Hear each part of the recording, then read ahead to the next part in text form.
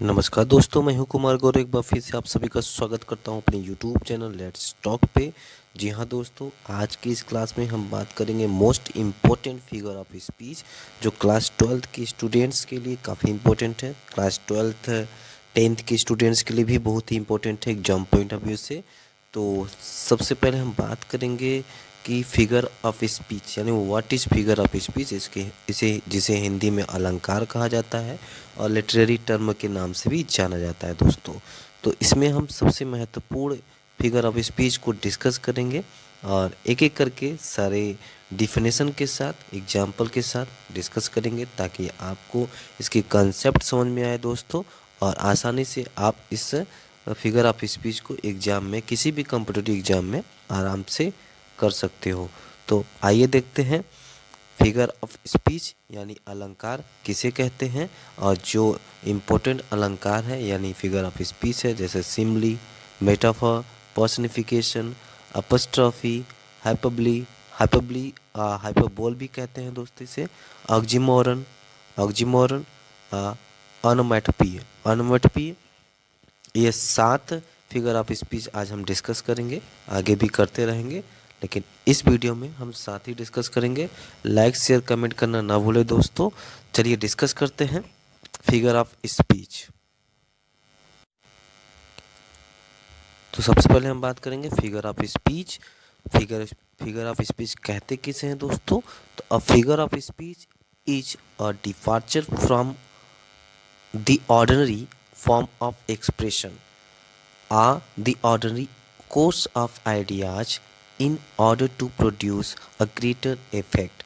अगर आप figure of speech की बात करें तो फिगर ऑफ स्पीच उसे कहा जाता है जिसे, यानी एक ऐसा एक्सप्रेशन, एक अलंकार उसे कहते हैं, जैसे कह सकते हैं कि किसी भी चीज़ को, यानी किसी भी वस्तु को, किसी भी, जैसे हम किसी भी वस्तु को काफ़ी डेकोरेट करते हैं, उसी तरह फिगर ऑफ स्पीच क्या करता है, सेंटेंस की ब्यूटी को बढ़ाता है दोस्तों, उसकी ब्यूटी को प्रोड्यूस करता है, नॉवेल्टी को, उसके आइडियाज़ को, उसके फोर्स को भी ब्यूटी यानी एक्सप्रेस करता है। तो it is a departure from the ordinary use of words. किसी भी यूज ऑफ वर्ड्स यानी किसी भी साधारण शब्दों से ये डिपार्चर होता है, और उसकी एक्सप्रेशन को प्रोड्यूस करता है, उसके इफेक्ट को बढ़ाता है, मॉडिफाई करता है।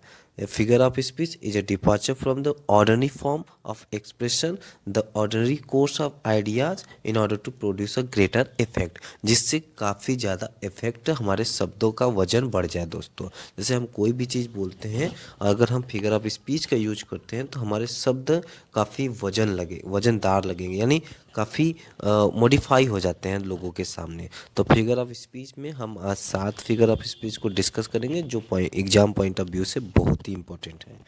तो सबसे पहले हम बात करेंगे दोस्तों सिमली, जिसे उपमा के नाम से भी जाना जाता है। सिमली जो काफ़ी इम्पोर्टेंट है, अक्सर किसी भी पोइट्री के लाइंस में देखा जाता है।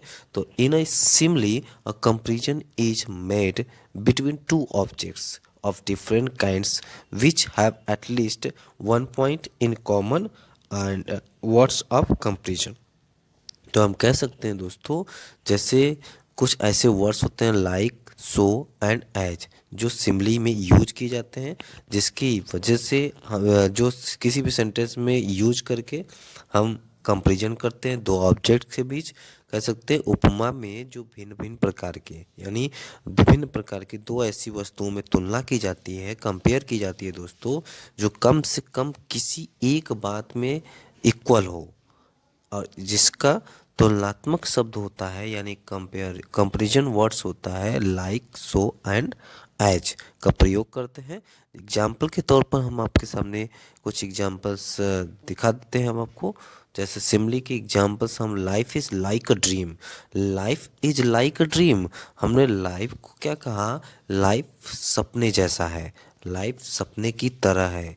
ये पहला एग्जाम्पल जिसमें लाइक जो दिया है, लाइक जो वर्ड है दोस्तों, ये सिमली का एग्जाम्पल है, यानी यह वर्ड दो ऑब्जेक्ट को कंपेयर करता है। The night is dark as a black stone. Next, ये जो एग्जाम्पल है इसमें the night is dark as a black stone.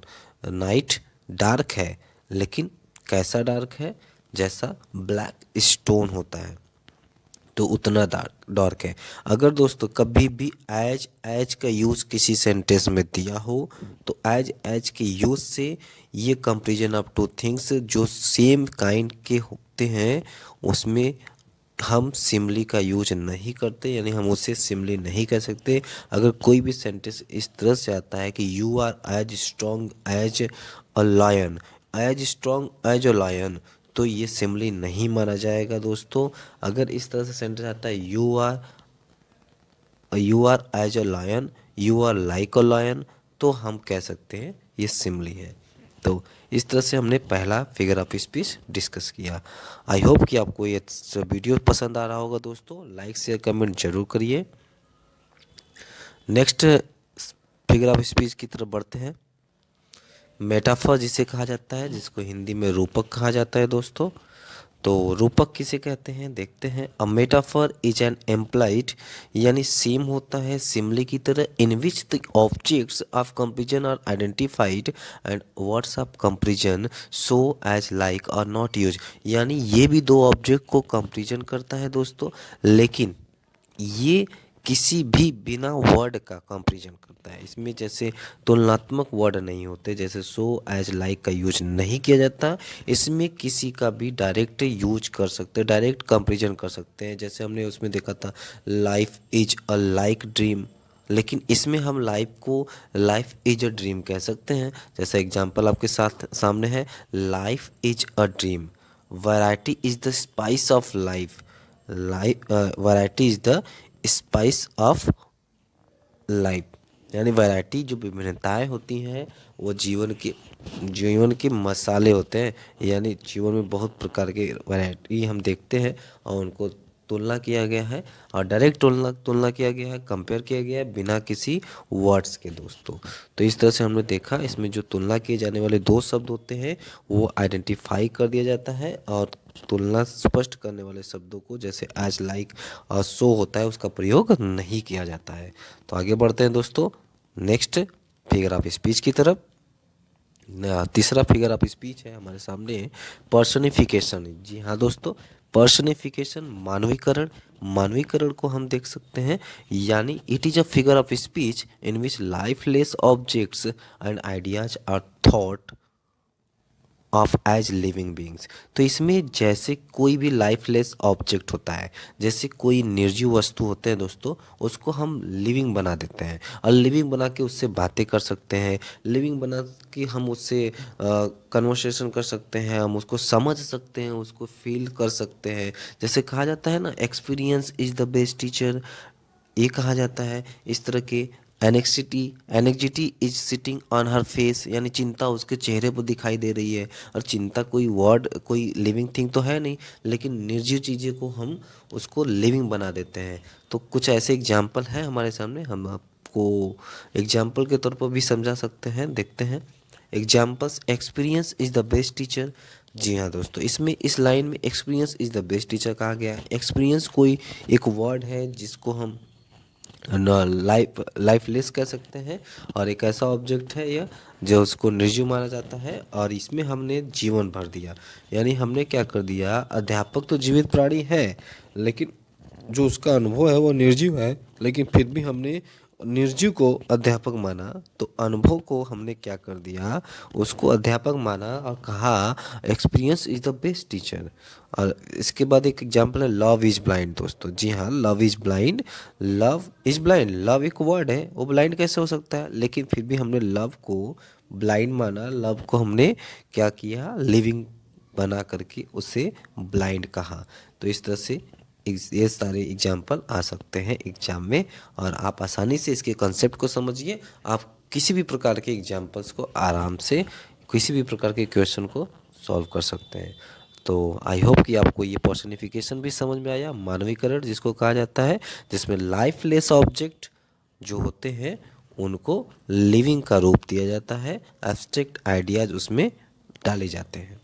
Next हमारे पास है दोस्तों अपस्ट्रॉफी। अपस्ट्रॉफी जैसा नाम से ही स्पष्ट है, ये संबोधन होता है दोस्तों। यह वो अलंकार है जिसमें मरे हुए व्यक्ति को, यानी मरे हुए व्यक्ति को, अनुपस्थित व्यक्ति को, या फिर मानवीकृत ऐसे वो ऑब्जेक्ट होते हैं या थॉट होते हैं जो स्पष्ट रूप से संबोधित किए जाते हैं।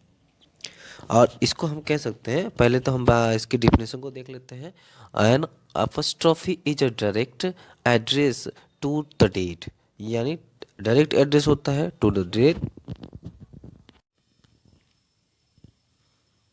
An apostrophe is a direct address to the dead and to the absent or to a personified object or idea।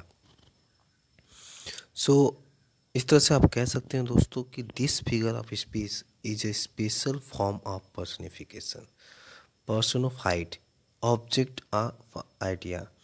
यानी अपस्ट्रॉफी वह अलंकार है जिसमें मरे हुए व्यक्ति को, अनुपस्थित व्यक्ति को, या मानवीकृत पदार्थ को, या फिर किसी विचार को स्पष्ट रूप से संबोधित किया जाता है। और ये अलंकार पर्सनिफिकेशन का विशेष रूप माना जाता है। तो देखते हैं कुछ एग्जाम्पल अपस्ट्रॉफी के। अपस्ट्रॉफी के कुछ एग्जाम्पल हैं, जैसे Milton, thou shouldst be living at this hour. ये मिल्टन का ये कहा गया है, thou shouldst be living at this hour, O grave where is your thy where is thy victory, where is thy victory। ये ऐसे एग्जाम्पल्स अपस्ट्रॉफी के example माने जाते हैं, जिसमें नॉन लिविंग को लिविंग बना करके संबोधित किया गया। और संबोधन के थ्रू भी आप अपस्ट्रॉफी को समझ सकते हैं। तो नेक्स्ट देखते हैं दोस्तों, 5वें नंबर पर आता है अतिशयोक्ति, जिसको हाइपरबोली कहा जाता है, हाइपरबोल भी लोग कहते हैं इसे। 5वें नंबर पर आता है। इस फिगर ऑफ स्पीच में हम ज़्यादातर बढ़ा चढ़ा कर बातों को बोलते हैं। Hyperbole is that figure of speech in which things are represented as greater or less, better और देन दे एक्चुअली आर। यानी जो एक्चुअली में होते हैं उससे हट करके हम उसे बढ़ा चढ़ा कर बोलते हैं, एग्जैजरेट कर देते हैं। अतिशयोक्ति वह अलंकार है दोस्तों जिसमें वस्तुओं को उनकी वास्तविक स्थिति से अधिक बड़ा या छोटा, अधिक अच्छा या बुरा प्रदर्शित किया जाता है, बताया जाता है। तो जैसे हम बात कर सकते हैं, कुछ एग्जाम्पल है हमारे पास। 10,000 saw at eye glance, rivers of blood flowed in the battlefield। Reverse of blood, यानी रिवर्स ऑफ ब्लड, खून की नदियाँ बह गई युद्ध के मैदान में। तो इस तरह की बात है। क्या नदी, किसी भी युद्ध के मैदान में नदियाँ बह जाती हैं खून की? नहीं। लेकिन बात को इस तरह से बढ़ा चढ़ा कर कहा गया है, और कहा गया है हाइपरबोली का ये एग्जाम्पल माना जाता है। इस तरह से हमने हाइपरबोली और अतिशयोक्ति को देख लिया। आगे देखते हैं नेक्स्ट, ऑक्सीमोरन। ऑक्सीमोरन क्या है दोस्तों? ऑक्सीमोरन यानी विरोधाभास, विरोधाभास क्रिएट करता है, यानी विरोध करता है। लेकिन an oxymoron is a figure of speech in which two opposite ideas are put together. दो ऐसे अपोजिट आइडियाज होते हैं जो साथ साथ रखे जाते हैं, और दोनों का किसी न किसी विशेष अवस्था में एक सत्य होता है, एक ट्रूथ होता है। दोनों अपने अपने अवस्था में सत्य होते हैं, यानी ट्रूथ होते हैं, करेक्ट होते हैं। तो जिसमें दो विरोधी गुण एक साथ दिए जाते हैं, और ये दोनों विरोधी गुण ऐसे होने चाहिए जो विशेष अवस्था में एक साथ सत्य हो। तो देखते हैं, लव इज बिटर स्वीट। जी हाँ दोस्तों, कहीं ना कहीं लव इज बिटर एंड कहीं ना लव इज स्वीट। तो कभी लव स्वीट होता है, कभी लव बिटर होता है। Love is bitter sweet opposite किया गया है। हैविंग नथिंग ही हैथ ऑल, कुछ ना होते हुए भी उसके पास सब कुछ है। तो ये ऑक्सीमोरन के एग्जाम्पल्स माने जाते हैं। नेक्स्ट है हमारे पास लास्ट आज के लिए ध्वनि सूचक, जिसको ऑनमैटोपोइया कहा जाता है।